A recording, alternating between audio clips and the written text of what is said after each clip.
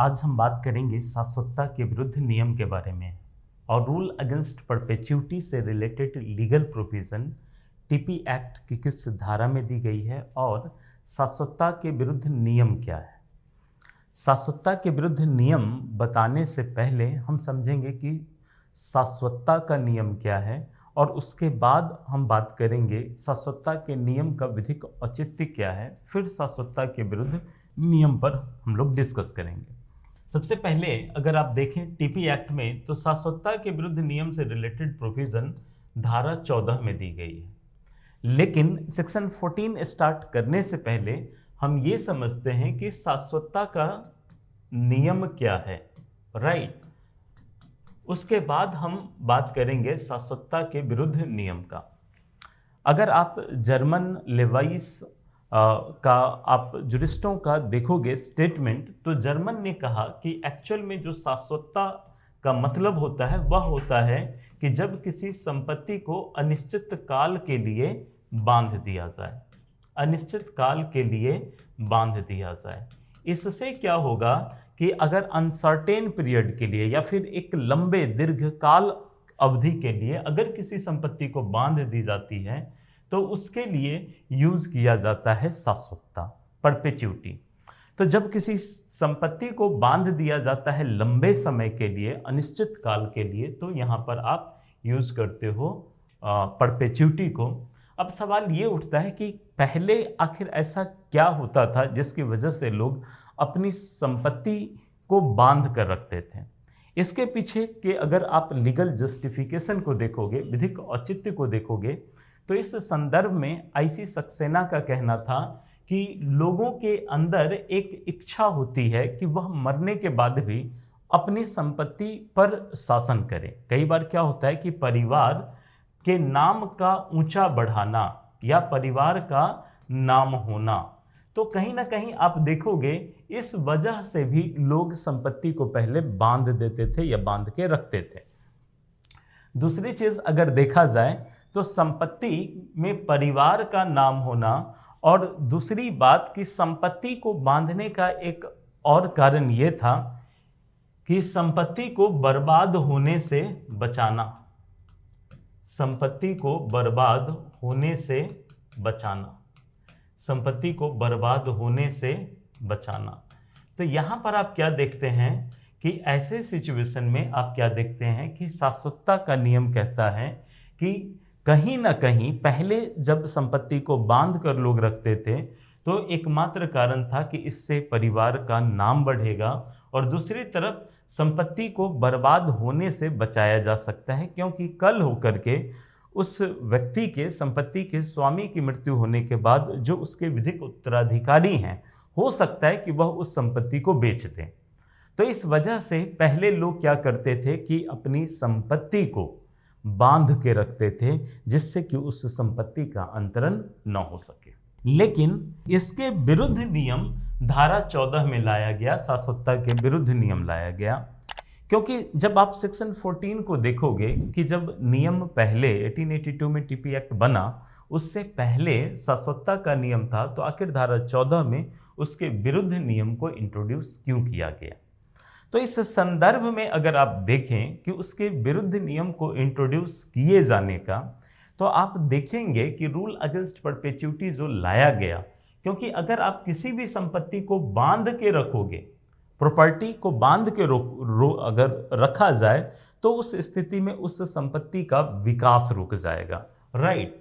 तो शाश्वतता के विरुद्ध नियम का अगर आधार देखा जाए, विधिक औचित्य देखा जाए कि क्यों रूल अगेंस्ट परपेचुइटी लाया गया, तो आप यहां पर पाएंगे कि कहीं ना कहीं संपत्ति को अगर बांध के रखा जाए तो इस स्थिति में क्या होगा, एक तरीके से उस संपत्ति की विकास रुक जाएगी, संपत्ति की विकास अवरोधित हो जाएगी, संपत्ति की विकास अवरोधित हो जाएगी, राइट। तो एक तो ये कारण आप देखते हैं कि संपत्ति की विकास अवरोधित हो जाएगी। दूसरी चीज जब आप देखेंगे तो इस संदर्भ में आप क्या पाएंगे कि संपत्ति की विकास तो अवरोधित हो ही रही है, दूसरी तरफ आप देखेंगे इससे जो सरकार का राजस्व था उस राजस्व पर भी प्रभाव पड़ेगा, मतलब सरकारी राजस्व में कमी आएगी अगर संपत्ति को बांध दिया जाए। राइट, तो आप ये भी बता सकते हो कि सरकारी राजस्व में कमी ना आए, इस वजह से कहीं ना कहीं शाश्वतता के विरुद्ध नियम को इंट्रोड्यूस किया गया। दूसरी जो वजह है कि अगर यह नियम रहता तो इससे क्या होता कि औद्योगिकीकरण रुक जाती। जो आज आप इंडस्ट्रियलाइजेशन का दौर देख रहे हो तो वह भी रुक जाएगी। तो इसीलिए नए नए उद्योग कारखाने जो आज एस्टैब्लिश हो रहा है वो शायद नहीं हो पाता। तो शाश्वतता के विरुद्ध नियम सेक्शन 14 में इंट्रोड्यूस करने का एकमात्र कारण यही था कि आप देखोगे कि संपत्ति का विकास हो सके, क्योंकि आप प्रैक्टिकली देखेंगे किसी भी प्रॉपर्टी को जितना ट्रांसफर किया जाए उतना ही उस संपत्ति के लिए अच्छी चीज है। राइट, क्योंकि आप देखोगे कि संपत्ति का अंतरण होगा तो ऑब्वियसली उससे रिलेटेड उस संपत्ति का विकास होता है। राइट, अब हम बात करेंगे सेक्शन 14। जब आप पढ़ोगे शाश्वतता के विरुद्ध नियम को, शाश्वतता के विरुद्ध नियम को, रूल अगेंस्ट परपेचुइटी को, तो यहां पर आप क्या देखते हैं कि शाश्वतता के विरुद्ध नियम धारा 14 में दी गई है और सेक्शन 14 अपने आप में पूर्ण नहीं माना जाता है। तो धारा 14 को अगर देखा जाए तो धारा 14 को यह स्वयं में अपूर्ण है, इसको बोलते हैं स्वयं में अपूर्ण। अपूर्ण का मतलब है कि यह पूरा नहीं है, सेक्शन 14 पूर्ण नहीं है। धारा 14 को आप हमेशा ही धारा 13 के साथ पढ़ते हैं। राइट, तो सेक्शन 14 की जब हम बात करते हैं तो सेक्शन 14 को सेक्शन 13 के साथ लिंक करके पढ़ते हैं, क्योंकि बिना धारा 13 के धारा 14 शाश्वतता के विरुद्ध नियम आपका स्पष्ट नहीं होगा। तो इसी वजह से सेक्शन 14 में क्या कहता है कि सबसे पहले संपत्ति का अगर अंतरण किया जाएगा तो संपत्ति का अंतरण होना चाहिए। दूसरी चीज, जब संपत्ति का अंतरण किया जाएगा तो एक या अधिक जीवित व्यक्तियों के मध्य होगा, एक या अधिक जीवित व्यक्तियों के, एक या अधिक जीवित व्यक्तियों के मध्य होगा, एक या अधिक जीवित व्यक्तियों के मध्य होगा। और यह जो एक या अधिक जीवित व्यक्तियों के मध्य होगा, यह अंतरण पूर्व हित के तौर पर होगा, यह अंतरण पूर्व हित के तौर पर होगा, यह अंतरण पूर्व हित के तौर पर होगा। राइट, चौथी चीज आप देखते हैं कि पूर्व हित का अंतरण तो होगा ही, इसके बाद अजन्मे व्यक्ति को जब संपत्ति दी जाएगी, अजन्मे व्यक्ति को संपत्ति दी जाएगी तो अजन्मे व्यक्ति को संपत्ति अवशिष्ट पूर्ण हित के तौर पर दी जाएगी, अवशिष्ट पूर्ण हित के तौर पर दी जाएगी, के तौर पर दी जाएगी। और पांचवी चीज जो आप देखते हैं वह यह है कि अजन्मे व्यक्ति को जो दी गई अवशिष्ट पूर्ण हित, तो अजन्मे व्यक्ति का जन्म प्रायर इंटरेस्ट की समाप्ति के पूर्व होना चाहिए। अब अगर अजन्मा व्यक्ति जन्म लेता है तो धारा 14 कहता है कि शाश्वतता के विरुद्ध नियम अगर संपत्ति को कोई बांध के रखना चाहता है तो मैक्सिमम 18 ईयर्स तक उस संपत्ति को बांध कर रखा जा सकता है। तो यहां पर आप क्या देखते हैं कि अजन्मे व्यक्ति की वयस्कता की आयु तक, वयस्कता की आयु तक, वयस्कता की आयु तक संपत्ति को बांध के रखा जा सकता है, संपत्ति को बांध कर रखा जा सकता है। अब इसमें आप क्या देखते हैं कि शाश्वतता के विरुद्ध नियम में इन सारे के सारे इसेंशियल को आपको फॉलो करना पड़ता है। अब सारे के सारे इसेंशियल में क्या देखते हैं कि सबसे पहले संपत्ति का अंतरण। तो संपत्ति का अंतरण जब आप देखोगे तो इसको लेकर के सेक्शन 5 बनाया गया है। धारा 5 जब आप देखते हैं तो वह कहता है कि संपत्ति का अंतरण जीवित व्यक्ति से जीवित व्यक्ति के बीच ही होगा, living person to living person ही होगा। तो यहाँ पर living person to living person होने के लिए हमने सेकेंड पॉइंट को लिखा, एक या अधिक जीवित व्यक्तियों के मध्य होना। मतलब क्या, जिसने संपत्ति का अंतरण किया, तो इस स्थिति में जिन व्यक्तियों के बीच होता है उन व्यक्तियों को पूर्व हित के तौर पर दिया जाता है, एक प्रायर इंटरेस्ट क्रिएट किया जाता है जिससे कि उस व्यक्ति को संपत्ति का अंतरण किया जा सके। चौथी पॉइंट आप देखते हो कि अजन्मे व्यक्ति को जो संपत्ति दी गई वह अवशिष्ट पूर्ण हित के तौर पर दी गई। मतलब अजन्मे व्यक्ति को संपत्ति जब भी दी जाएगी तो क्या दिया जाएगा, पूर्ण हित के तौर पर दिया जाएगा। तो यहाँ पर आप लिखते हैं कि अजन्मे व्यक्ति को संपत्ति अवशिष्ट पूर्ण हित के तौर पर।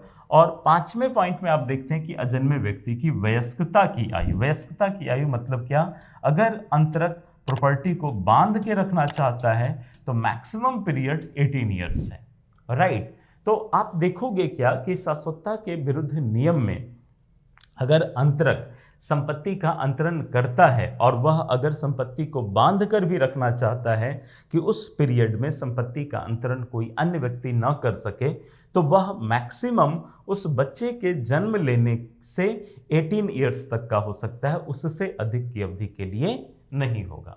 तो इसी में अगर आप एग्जाम्पल देखें, एक एग्जाम्पल हम बात कर रहे हैं, तो मान लो कि ए ने एक प्रॉपर्टी P1 प्रॉपर्टी B को अंतरित की, ठीक है। अब B को अंतरित की तो B को यहाँ पर प्रायर इंटरेस्ट के तौर पर 10 साल के लिए संपत्ति दिया और यह अंतरण मान लीजिए 10 जनवरी 1990 को हुआ। उसके बाद B से फिर दिया संपत्ति C को और C को भी यहाँ पर दे दिया 10 साल के लिए। तो फिर 10 जनवरी 1990 से कितना हो गया, 10 जनवरी 2000 तक। उसके बाद कहता है कि C के अजन्मे बच्चे की वयस्कता तक, अजन्मे बच्चे की वयस्कता तक। और जैसे ही यह अजन्मा बच्चा जन्म लिया तो ऐसे सिचुएशन में मैक्सिमम पीरियड संपत्ति कितने साल के लिए बंधी रही, तो आप देखोगे 10 साल प्लस 10 साल और यहाँ से वयस्कता, मतलब टोटल अगर देखा जाए 10 + 10 + 18, तो इस तरीके से आप देखेंगे कि 38 वर्ष तक संपत्ति कहीं ना कहीं बंधी रही। तो इसीलिए शाश्वतता के विरुद्ध नियम जो धारा 14 में लाया गया, उसके पीछे एकमात्र जो लीगल जस्टिफिकेशन है वो यही है कि संपत्ति को जो बांध के रखा गया, तो मैक्सिमम पीरियड तक संपत्ति को कितने समय के लिए बांधा जा सकता है, तो धारा 14 कहता है कि संपत्ति को मैक्सिमम पीरियड तक उस बच्चे के जन्म से उसकी वयस्कता की आयु तक बांधा जा सकता है, उसके बाद नहीं बांधा जा सकता। यही आप धारा 14 में देखते हैं, राइट। इसके अलावे जब आप शाश्वतता के विरुद्ध नियम के अपवाद को देखेंगे तो इसके कुछ अपवाद भी हैं, जिसमें कि शिवाजी वर्सेस रघुनाथ का जब मामला आप देखोगे, मतलब इसके अपवाद को अगर आप देखेंगे तो कुछ परिस्थितियों में शाश्वतता का विरुद्ध नियम लागू नहीं होता है। अब इसमें अगर अपवाद देखा जाए, एक्सेप्शंस देखा जाए, तो जितनी भी व्यक्तिगत संविदा होती है उन सब पर शाश्वतता का विरुद्ध नियम लागू नहीं होता है। जैसे शिवाजी वर्सेस रघुनाथ का मामला अगर देखा जाए, शिवाजी वर्सेस रघुनाथ का मामला देखा जाए तो इस मामले में सुप्रीम कोर्ट का यह कहना था कि यह व्यक्तिगत संविदा पर लागू नहीं होता है, राइट। तो शिवाजी वर्सेस रघुनाथ का मामला हो या फिर अब इसके पीछे का लॉजिक समझो पहले। व्यक्तिगत संविदा पर क्यों लागू नहीं होता, क्योंकि व्यक्तिगत संविदा से संपत्ति का अंतरण नहीं होता। व्यक्तिगत संविदा एक कॉन्ट्रैक्ट से कॉन्ट्रैक्चुअल ऑब्लिगेशन क्रिएट हो सकता है, लेकिन एक कॉन्ट्रैक्ट से संपत्ति का अंतरण नहीं होता तब तक जब तक कि अंतरक उस संपत्ति को अंतरिति के फेवर में अंतरित न करे, राइट। इसी तरीके से अगर आप भार का मामला देखोगे तो यह चार्ज पर भी लागू नहीं होता है, क्योंकि चार्ज अपने आप में संपत्ति का अंतरण नहीं है। हाँ, चार्ज उस संपत्ति पर एक दायित्व जरूर है, एक ऑब्लिगेशन जरूर है, जिसके अंतर्गत धन देने का दायित्व उस पर रहता है, लेकिन भार अपने आप में संपत्ति का अंतरण की रीति नहीं है, और इसीलिए आप मतलूब हसन वर्सेस कलावती का जब मामला पढ़ेंगे तो इस मामले में कोर्ट का यह कहना था कि भार अपने आप में संपत्ति का अंतरण नहीं माना जाता। तो ये हमने डिस्कस किया शाश्वतता के विरुद्ध नियम का। सबसे पहले हमने बताया कि शाश्वतता क्या है, उसके पीछे का विधिक औचित्य क्या है, उसके बाद शाश्वतता के विरुद्ध नियम किस धारा में है, उसके विरुद्ध का विधिक औचित्य क्या है। फिर हमने देखा कि शाश्वतता का विरुद्ध नियम अपने आप में अपूर्ण है, इसको धारा 5, 6, 7, धारा 13, खास करके धारा 13 के साथ पढ़ा जाता है। और जब धारा 13 की बात करते हो तो धारा 5, धारा 6 और धारा 7 सबको आप कनेक्ट करके एक साथ पढ़ते हैं। इसके अलावे हमने शाश्वतता के विरुद्ध नियम में बताया कि मैक्सिमम पीरियड तक अगर संपत्ति को बांधा जा सकता है तो वह है 18 साल, उससे अधिक की अवधि के लिए संपत्ति को बांधा नहीं जा सकता। उसके जो अपवाद हैं, जिसमें 2 अपवाद के बारे में हमने बताया, व्यक्तिगत संविदा, भार, इसके अलावे भी कुछ अपवाद हैं, जैसे निहित हित पर शाश्वतता का विरुद्ध नियम लागू नहीं होता है। इसी तरीके से अगर आप देखेंगे निगम पर भी लागू नहीं होता है। अगर निगम कोई संपत्ति खरीदती है तो उस पर भी शाश्वतता का विरुद्ध नियम लागू नहीं होगा, क्योंकि यह कहीं ना कहीं सारे की सारी चीज़ें जनहित में हैं। अगर कोई जनहित में हो, जैसे मान लीजिए जनहित अगर शिक्षा से रिलेटेड हो, स्वास्थ्य से रिलेटेड हो, वाणिज्य से रिलेटेड हो, अगर चैरिटी में कोई संपत्ति को किसी ने अंतरित किया तो उस स्थिति में उन चीज़ों पर भी लागू नहीं होती हैं। तो जितना भी आप देखते हैं कि जो भी धर्मार्थ संपत्ति है उस सब पर भी लागू शाश्वतता का विरुद्ध नियम लागू नहीं होता है। मतलब ऐसे मामलों में संपत्ति एक लंबे समय तक बंधी रह सकती है। ठीक है, बाकी आप सबको बहुत बहुत धन्यवाद। चैनल को सब्सक्राइब करना और साथ के साथ अधिक से अधिक लोगों को शेयर करना। धन्यवाद।